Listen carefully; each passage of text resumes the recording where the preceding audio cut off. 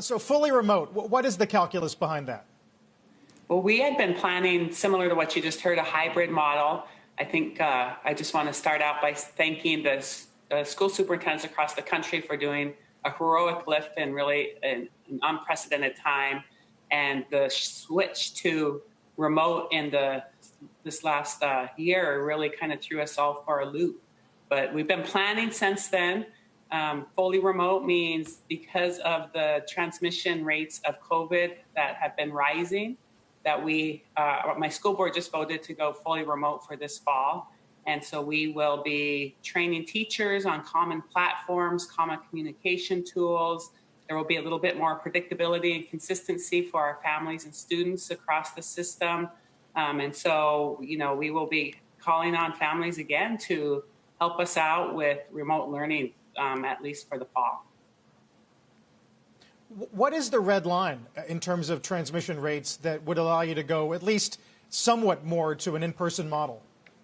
Well, I think what closed us as well was advice from public health, the transmission rates. And so we continue to stay in really close contact with our public health, our King County Public Health, with our State Office of Public Instruction, and really work closely with them about when does that happen, when does that roll back. We'll have to follow the science and the data, and so we currently aren't there, but we'll continue working really closely with them and figure out when it is that we can start pulling students back into schools. Denise, good morning. How much do you know at this point about what remote learning, that model, is costing in terms of student learning, the slide in comprehension, what's going to happen to test scores, perhaps even how state standards might have to be shifted or waived, at least temporarily, so that the students who have lost some ground during this period will be able to regain it? Well, everything's sort of up in the air right now. As you know, that there were waivers provided for standardized testing across the country, grading systems shifted. We are looking at really honing in particular standards to teach this year. One thing that I do think it showed across the country is the inequities in our system, particularly around broadband for all. We have to have a conversation in this country about how are we providing access to our families everywhere.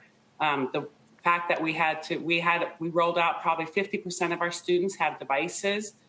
So we have to make sure that we are rolling out the next 50%, that we are providing hotspots where there isn't access. Those are the big, I think, gaps that showed in our system that we need to work on as a country. So inequities in access and just the shifting ground that we have to continually be flexible around while also providing some consistency and predictability to our families. And so it is a huge lift for public education in this era right now. But what I do say is this summer we had summer school and it was fully online. We had 400 teachers who engaged in it. We had about a third of our teachers, our students who took advantage of it.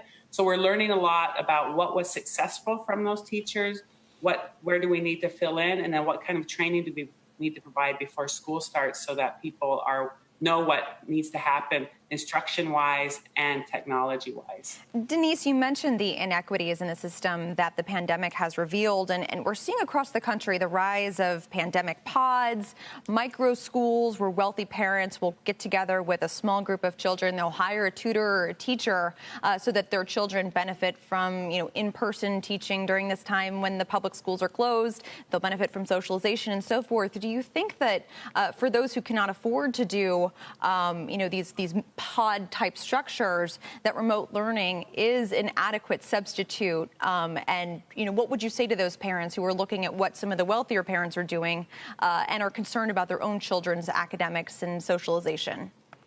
Yeah, you bring up a good point that just like all of those things sort of exacerbate the inequities in our system. We are looking to work with our community-based organizations to put them in spaces. We know that there's also a child care crisis across this country right now, and that goes for Seattle as well, is those essential workers, our teachers who have children who are at home. There's just a lot of lifts that have to happen. But I think what this is showing is that what the kinds of issues that we do need to work on, and those are community issues. Those aren't just reliant on a school. For example, we served over 1 million meals during our closure. the fact that we are providing basic needs for our students and families, as well as education. But we also had a lot of supports come in from our community. Some of our corporations stepped up big time. Our community-based organizations are taking huge strides. And so we want to partner with as many people as possible over this next year to make sure that we are minimizing and mitigating the inequities as much as possible.